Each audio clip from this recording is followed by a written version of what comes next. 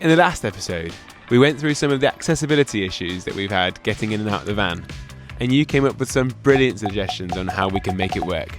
But the reality is, making a camper van accessible isn't quite as simple as just fitting a wheelchair lift and calling it a day. That's why we've partnered with Mobility in Motion and headed to their workshop to turn our list of problems into a workable plan. Welcome to our chaotic van conversion.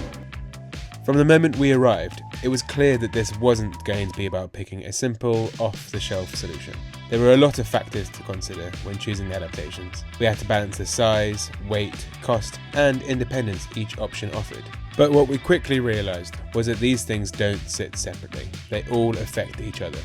A wheelchair lift, for example, takes a huge amount of space under a van, and a ramp might be able to get me in and out, but we then realised I wouldn't be able to put it away by myself if I was inside. Even things like transfer height or where the hand controls sit completely change how usable the setup feels in real life. We want this van to be able to travel properly. We want to park in tight spots, on uneven ground and out in nature, which is why it's so important to think about how these adaptations would work in those spaces too. What really stood out was how collaborative the whole process was. The team at Mobility in Motion worked closely with us throughout, helping us explore different options and think about what would actually work for the way that we live and travel. By the end of the day, we had a plan. Now it was time to find out if we got it right.